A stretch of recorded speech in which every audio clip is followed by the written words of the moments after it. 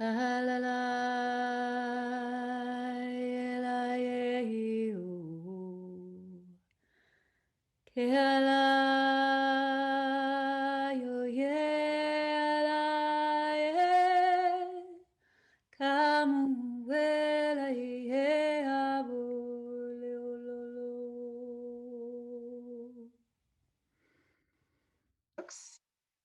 I am here honoring what was or is Duwamish land, and I listen with my hands. To begin the story on when your listening was profoundly, how did listening profoundly change your life? My first thought comes to understanding the human body, the form, what we're housed in, considering as our vessel. Um, Feeling how tonicity changes within the strands of our muscles, which is almost conducting how our bodies move and communicate with itself, and in turn, how that communication leads to the outside world. Um, my first story would be when I first learned to listen to the human form through my hands as a practitioner, and understanding how we store our emotions, our grief, our happiness, our sadness within our muscles, our bones, our blood, ancestrally. And once something is identified or recognized, feeling that tone change, almost like the strings of a guitar, loosening or even a tightening, depending on what's recalled. Understanding that the body has a language that is not unseen. It's actually very predominant in our face and in our words, but we are often blinded by that with facade or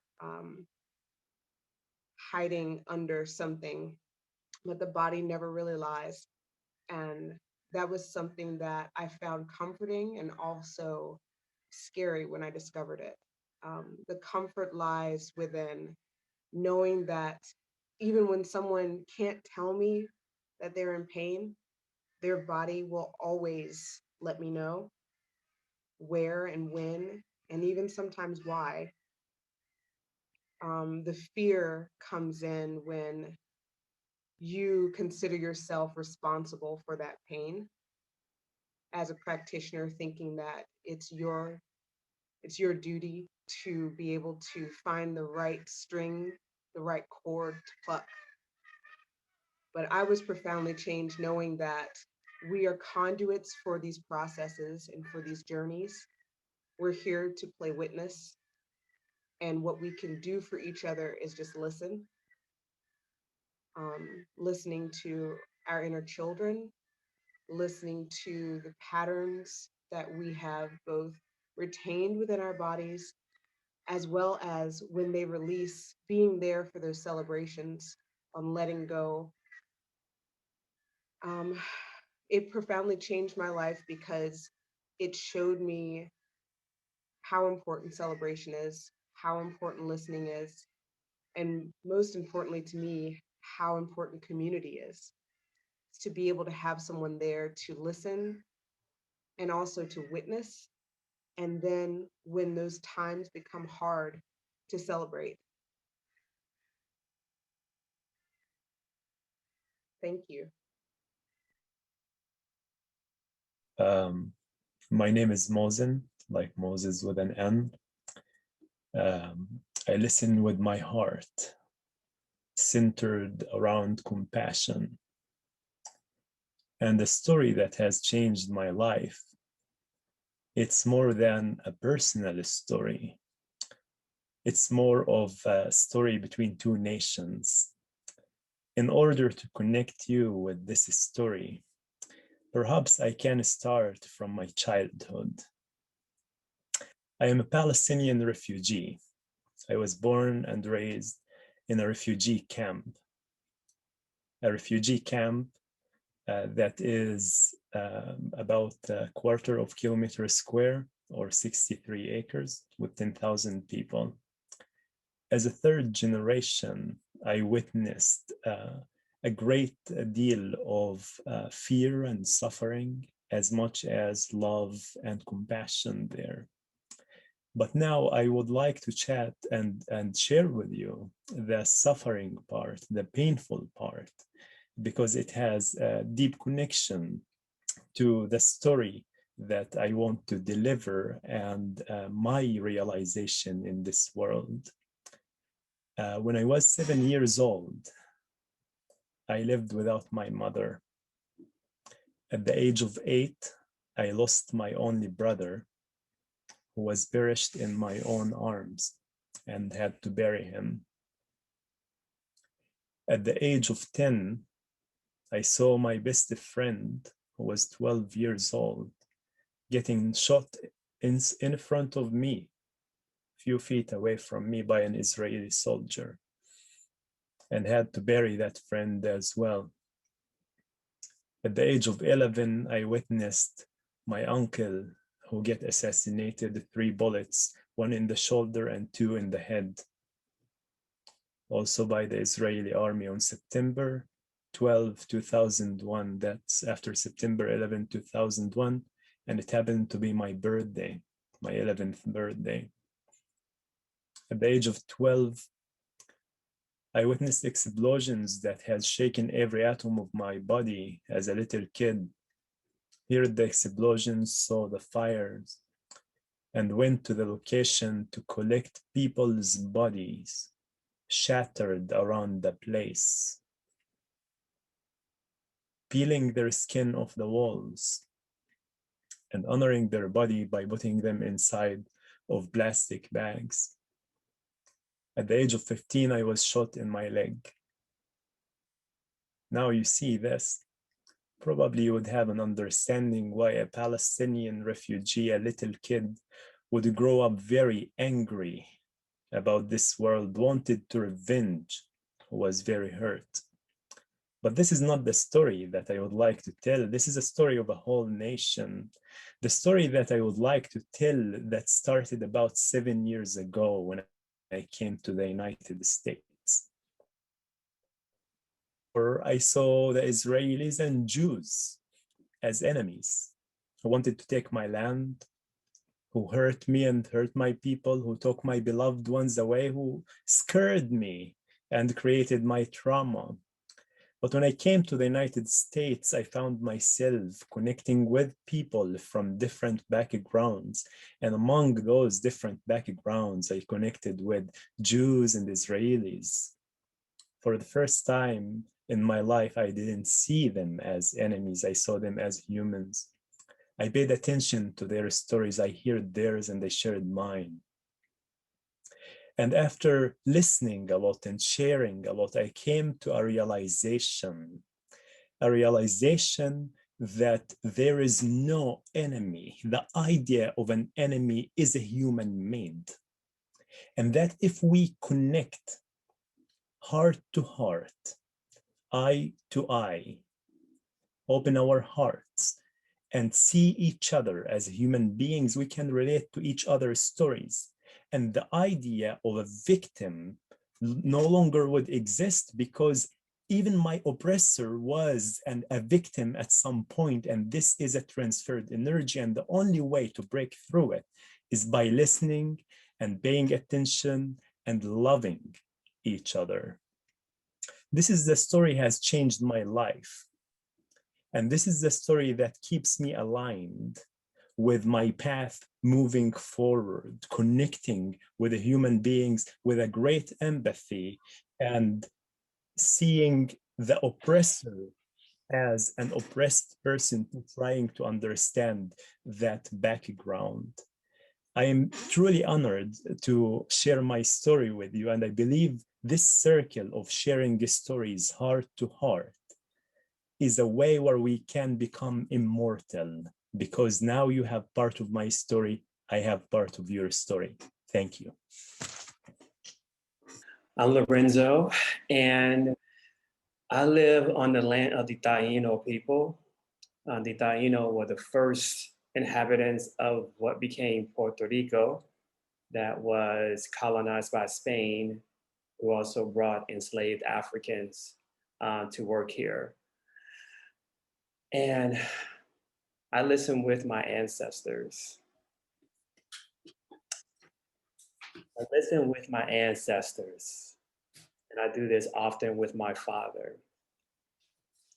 Every 2 years, my father and I travel together to Georgia to visit the land where our ancestors built and cropped and harvested, a place called Lawrence Hill, a plantation that my people built in 1834 against their will, against fear, punishment. A lot of tragedy happened to my ancestors in slavery, and also a lot of resilience and resistance that came with that. But that's not the story I want to tell about the ancestors with my father. But on the way to these plantations, my father drove me to this raggedy motel, and the pavement was cracked, it was bumpy, ashy, and he parked in front of motel room number 8. My father turned off the ignition of his truck and put his hands on his lap, and he told me these words: "Son, this is where me and your mama made you." When my father said, "This is the place where me and my mama made you," I sunk in my seat. I didn't know what to say. I was a bit embarrassed, but I did not know why my dad wanted to tell me the place where I was conceived. He continued to tell me, "This is the place where your mom and I could go to be together." We were high school sweethearts.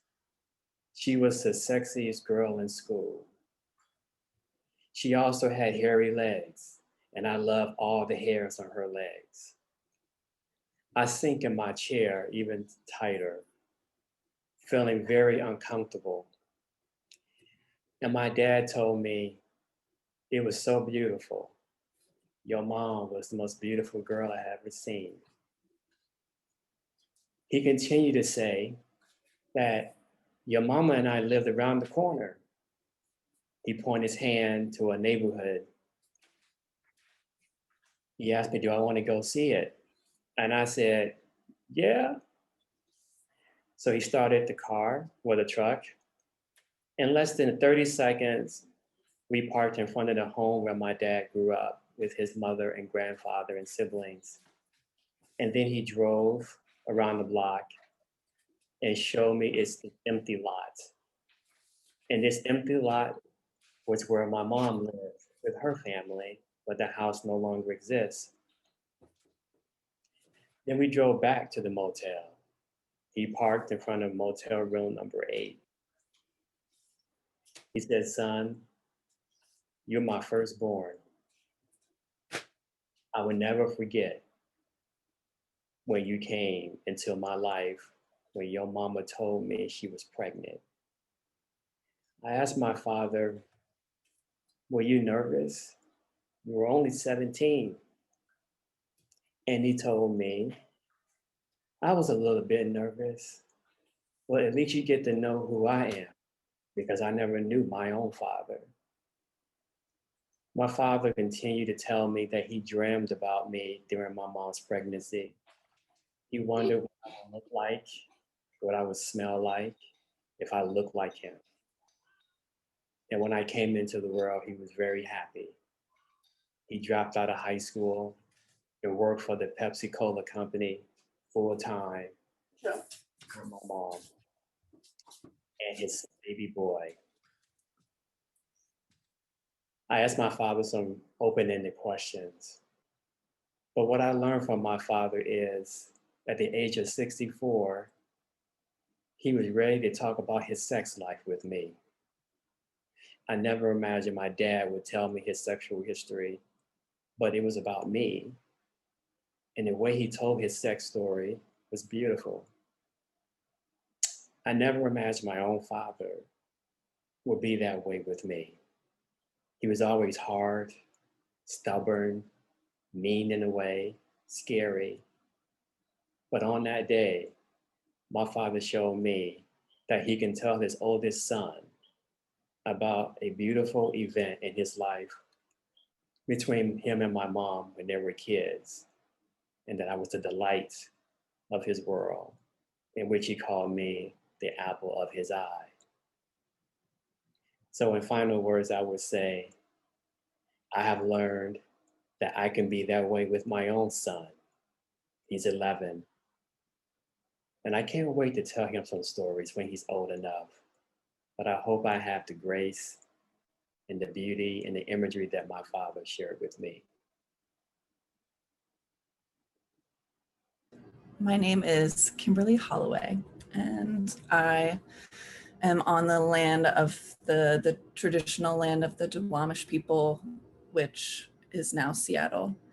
I listen with my body, and I feel like growing up, I learned to listen to everyone else and everyone else's bodies and everyone else's messages and words and decisions.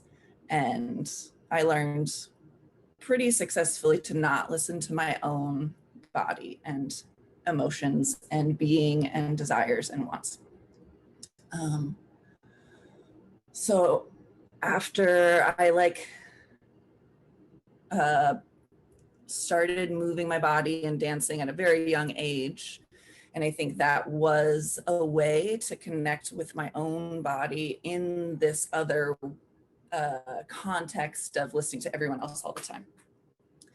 And it was safe because there were rules and guidelines and someone telling you what to do and all of these things. But I think that as I grew older, I feel like one of the big listening things that profoundly changed my life was just learning how to listen to my own body and the emotions that flow. And that sort of has been a process over time, slowly but surely. And I'm still learning this listening. But yeah, I think I would like to sort of tell the rest of this story with my listening body, because that's what I'm gonna do. So if you really want, you can put music on in your space, but this is listening with breath.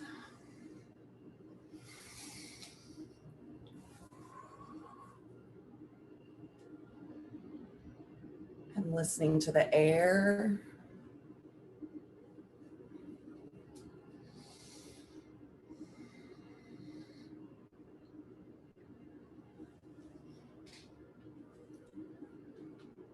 And then there's so much time of listening to the different feelings and where they're stuck or not stuck.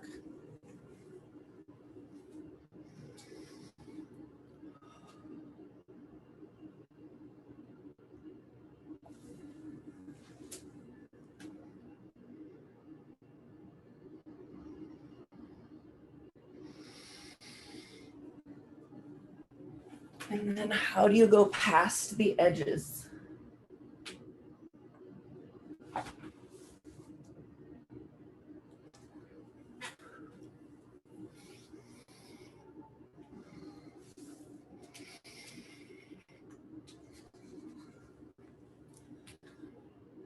And listening to let the outside in,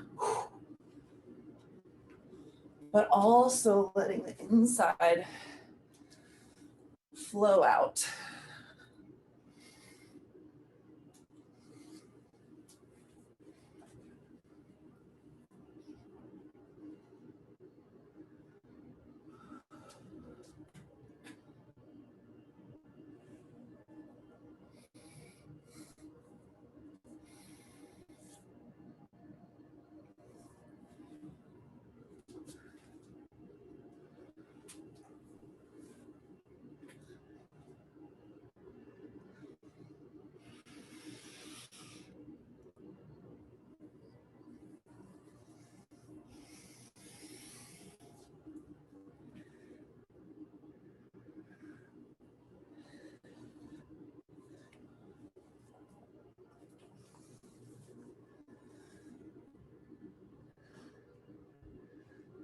one of the first times I learned to listen to my body. Not the first, but kind of big moment of listening. I learned that when I feel stuck and still and not moving at all, it's usually because I'm angry. So if I don't move and I don't think and I don't do anything at all, I learned I was actually angry. So then slowly, I've taught my body how to let go of some of those things and breathe.